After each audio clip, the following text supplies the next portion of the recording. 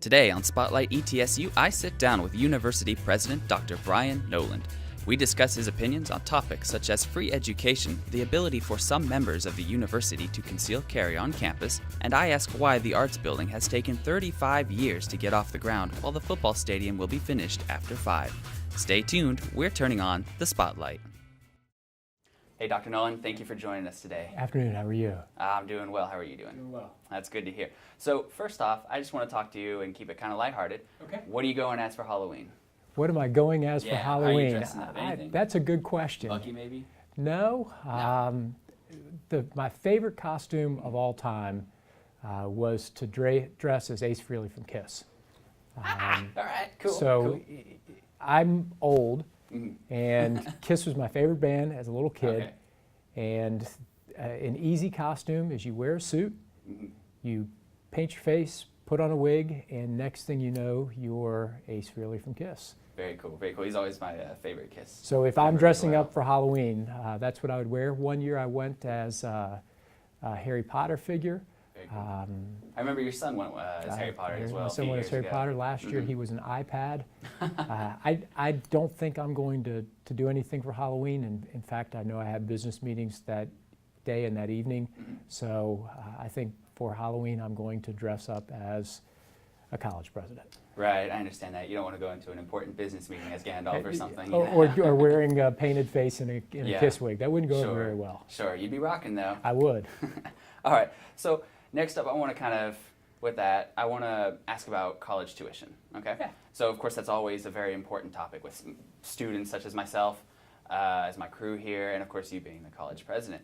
So I'm curious what your opinion, either professionally or personally, is on the idea of free tuition. And when I say free tuition, I'm talking about the idea that everybody pays taxes and that tax money is funded to my tuition in the way that Germany, Switzerland, Norway function. You know, the entire nation pays taxes and that tax is used to pay the tuition of the students. And I'm wondering what your personal and professional opinion is on that, if they're different or if they're the same.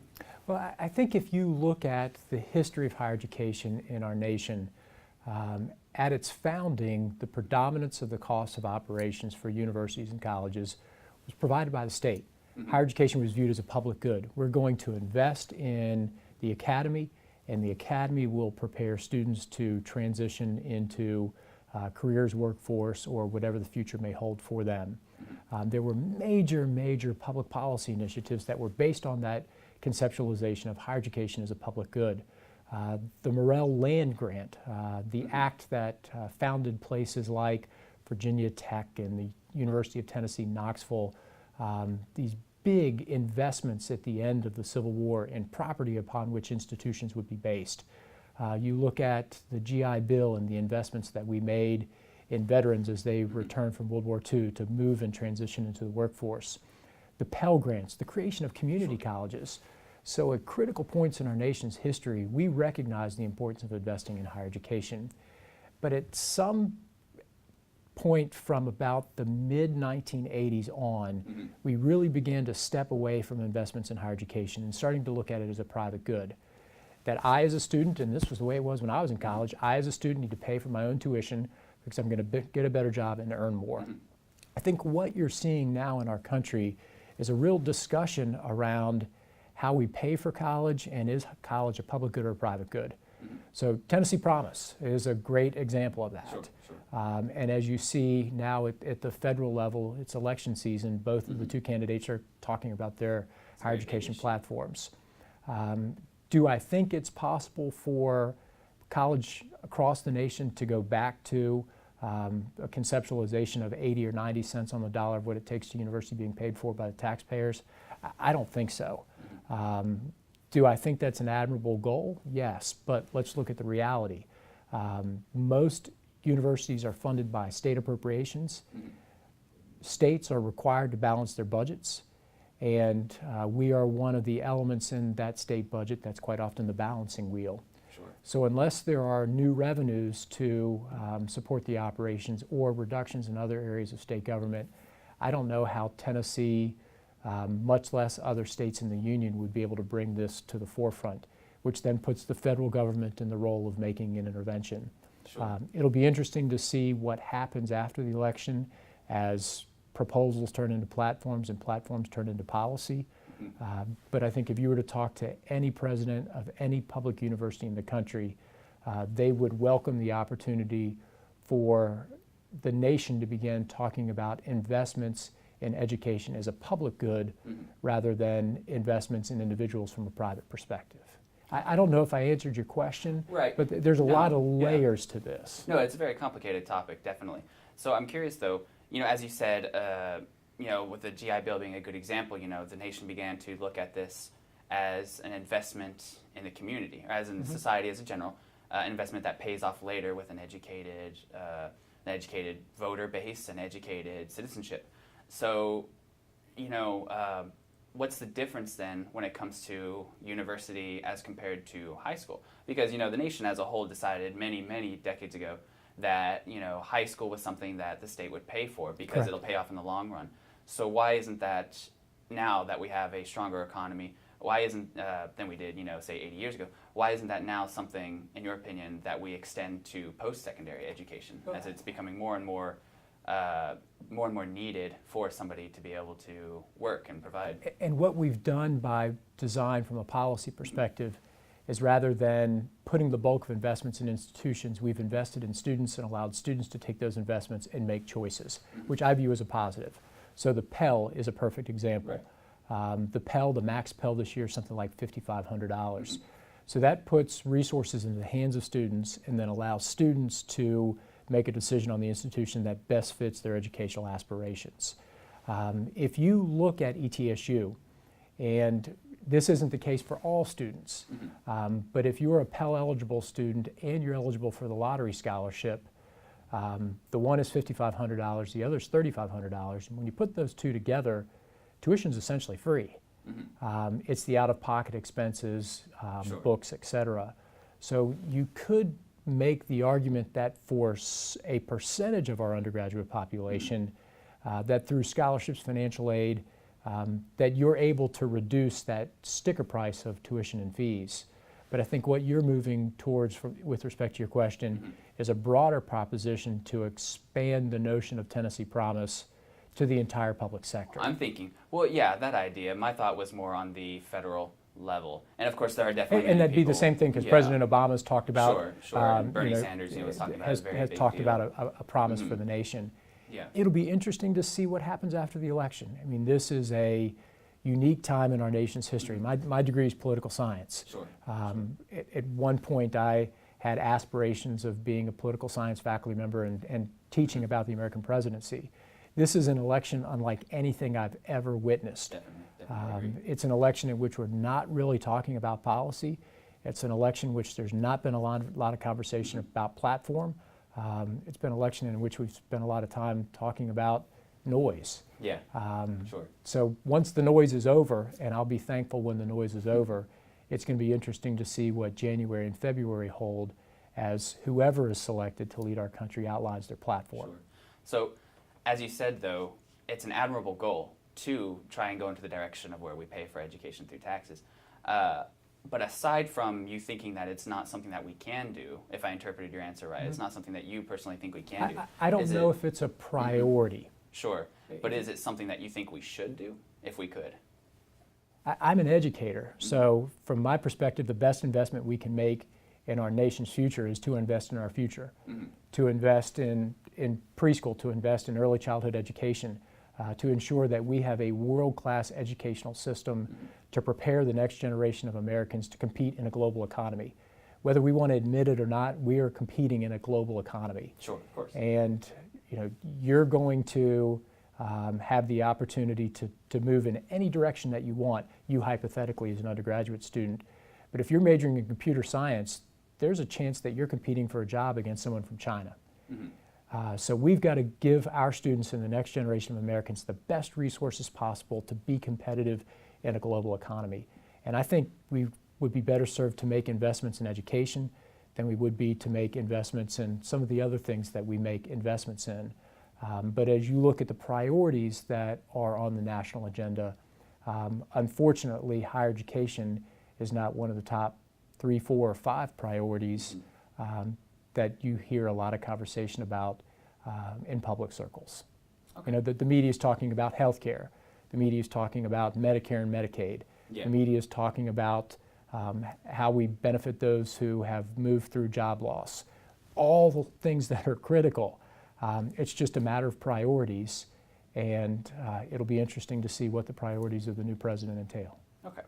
So then I'd like to switch stances here and go towards gun policy. Okay? As many of us are definitely aware, we had a huge law passed where, you know, faculty and a certain faculty or staff can conceal carry on campus within Correct. parameters and Within such, parameters. within parameters, and each university was left up to decide our own policy on that. So I was wondering if you could explain that a little bit. There are definitely still a lot of people who don't really understand what's entailed by this. So last year, the General Assembly passed legislation that authorizes faculty and staff who have concealed carry permits to bring those firearms onto campus. Mm-hmm.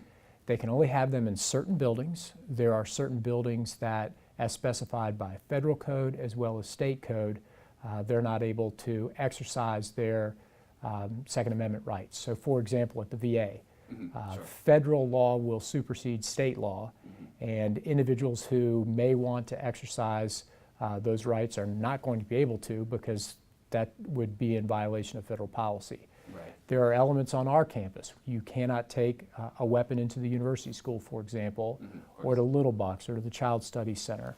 So it's pretty complicated. When folks say, well, you can bring your weapons onto campus, you can, but only in certain places. Yeah. And we've done our best to educate the employees of the university on where those places are and where those places are not with respect to the ability to exercise the privileges that are provided to them by the General Assembly. To date, there's about 44 faculty and staff, if my memory is correct, who have filled out the necessary forms to bring weapons onto campus. I think it's unfortunate in 2016 that we as a nation do not feel safe in our spaces and feel that we've got to arm ourselves to protect against some unknown threat. Sure. It's unfortunate that that's the way we feel things are at this point in time. But it's It's a reality. It's the law of the state of And is Tennessee. this the way that the state of Tennessee and decided to deal with it? I'm charged to implement the law Sure. of the state of Tennessee. Okay. Well, we're going to have to take a break real quick then. So I appreciate the answer, and when we come back, we'll talk about the gun policy a little bit more. Great. All right. Sorry for the break. Thank you for Pick still back up. being here with us. So about the gun policy then. I was a part of a conversation that gave me the impression that a student was not allowed by policy to ask a faculty or staff member if they were concealed carrying. And my thought was, well, I mean, they should be able to. And of course, the faculty or staff can always just, you know, ignore you and walk away or whatever.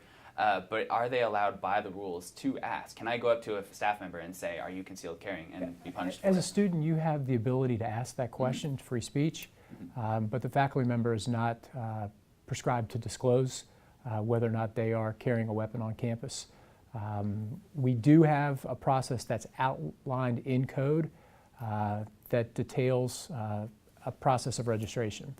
So a faculty staff member would have to register the fact that they were bringing a weapon onto campus with public safety. There are 2 people on campus who have access to that list: our public safety officer and the backup person in the event that something happened to the public safety officer and Right. the individuals coming onto campus needed that information. I don't have the list. So by policy, there are 2 folks who maintain that information. You know, could you go around to all 2,600 employees and say, hey, Brian, are you carrying a weapon on campus? Yeah, you have the right as a student to do so, but it's not incumbent upon the faculty or staff member to answer your question. Right. Okay. So then I'll take advantage of the moment then. Are you concealed carrying? No, I'm not. Do you ever conceal carry, or have you thought of No, it? I do not have a concealed carry permit. Okay. I have a Red Ryder BB gun. Red Ryder, the best kind, right? So in reading the policy online, it seems like there are a lot of places on campus that you can't take a gun to. As you said before, Little Bucks, and it seems sports facilities and other campus organization held events, you know, campus events. And to my, I don't have a concealed carry permit as well, I'll admit. So to my sort of untrained eye, it seems like almost more of a hassle to carry than it is to not carry. It just seemed like it was, in my words, I would say it almost seems not worth it. It's So- extremely complicated. Yeah, extremely complicated. And when the faculty or staff member registers to bring their weapon onto campus, they are informed of their individual liability if they violate the terms of the policy. So if I were to have a concealed carry permit, which I do not, and if I were to take that weapon into the university school, that would be grounds for punitive action by the university on behalf of that employee.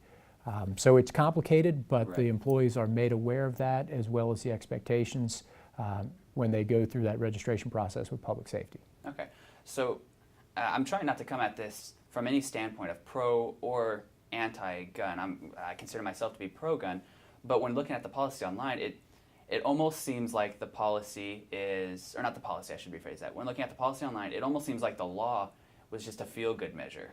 And to my, like I said, my sort of untrained eye looking at it, it seems like, well, it's almost pointless to bother with it. There's so many things you'd have to watch out for. What are your thoughts on that? Is it just a feel-good measure, or do you think it actually has substantial positive effect? My sense is that you will see continued conversations around the presence of weapons on campus in future legislative sessions. So this may be the first of many pieces of legislation dealing with this issue that we'll see here at ETSU in the session and the sessions to come. So from my perspective, this was a toe in the water, and I think you'll see conversations about weapons on campus this session and in sessions to come, both in terms of an expanded presence as well as the potential for that presence to be applied to students. Okay. And I am troubled by the extension of this to students. There are certain places on our campus where I just feel there's not anything positive that comes from having a weapon. Residence halls, for example. If you look to other states that have implemented broad concealed carry legislation, or some even have open carry, this becomes a pretty divisive and complicated issue. Definitely, I think Texas is a prime example of that at the moment. We are charged with the health, safety, and welfare of our students and employees, and I think the balance that we've been able to strike now is a positive balance, but I'm concerned that that balance might be impacted as we move through the session. Okay. So I'd like to switch gears then. Okay. A few weeks ago, as most people are already aware, we had a terrible incident during a Black Lives Matter rally. And I'm not really looking at talking about the rally and the incident itself because it's kind of been overworked. Everybody's heard about it. I feel that the university handled the issue and the situation very well. And so I think what's been said and done has been appropriate. The students who were there had a fantastic response. Yeah, exactly. I think so too. As I'd mentioned, if I were 18 years old and in their shoes, I don't know if I would have acted with the grace and poise that were exhibited by our students that day. It was, for someone who was, through their expressed desire, trying to elicit a response, it didn't go the way that they had planned. Definitely, which is a good thing. But I want to ask then, right now in pop culture, the sort of pop culture character and icon that is Harambe is quite popular. And with Halloween coming up, I've been wondering, where is the line going to be drawn in terms of being able to express yourself through costume and having to be careful about what's already been done? Because Harambe is a gorilla. The man dressed up in a gorilla mask. Halloween is an ample time we're going to see a lot of people, maybe not necessarily the ETSU, but a lot of people in general in my generation will be wanting to dress up as characters that include characters like Harambe, this pop culture icon. So if somebody wanted to do that on campus, where is that sort of line drawn between, hey, this is just an innocent pop culture character, but with this event here recently, this is too far? In the terms of like free speech, of course. I think sometimes we can take things a little bit too seriously. Halloween's supposed to be fun. I remember what it was like to trick or treat. My son's in the 6th grade. This may be the last year that he dresses up. When I dressed up as things, I wanted to do things that were fun and that now remind you of what it was like to be a kid. There's nothing more magical than being a 5th grader going trick-or-treating and get enough candy to eat for 6 months. The only person who's not happy is your dentist. So I hope as we look at Halloween, we channel the inner kid in all of us and not try to make broad social statements. Halloween's supposed to be fun. And I think as we look at the things that will unfold here in the next week, as a campus, I hope what we're remembered for is the fact that in many of our residence halls, we open up the residence halls so that the children of faculty and staff and the community as a whole can go trick-or-treating. That's been my favorite memory of ETSU at Halloween thus far, is taking my son trick-or-treating in Lunsford. And I don't think we'll see anything different this year. Will there be students who may want to make some broad social statement at Halloween? Sure, there might be. But I'm pretty confident there'll be more students who just realize, hey, this is a fun time of the year, and I'm going to take Dr. Noland's lead and dress up as a KISS character. Okay, so if I interpret it sort of what you're saying correctly, then you think the student body is, for lack of a better word, mature enough to see past, any sort of statement like that. It's a fun time, and you think that we as a whole can see that more than react to it I hope so, but negatively. I'll admit I'm naively optimistic. Okay. So then I would like to switch to the football stadium. Uh-huh. First off, about the funding regarding the football stadium, because I'm in my 5th year here as a student at ETSU, and I will be leaving a few months before the football stadium is planned to open up and play its first games, at least according to my knowledge. So what's the difference then between the football stadium being, with a football team being approved, voted on, approved, implemented, and with the stadium being approved, funded, built, and constructed within about a 5-year period, but the arts building has taken something like 35 years, and it hasn't even broken ground yet. So what's the deciding factor here? Part of it's the process. So the process through which the football stadium was approved and funded was separate from the process through which academic buildings are approved and funded. So to move on to that academic list is a list where you work your way through priority order with other institutions in the state. So it took a while for us to get to the front of the list. Once we got to the front of the list, then we had to go through a process of fundraising to match our requirements for the state to fund about 25% of the cost of the building.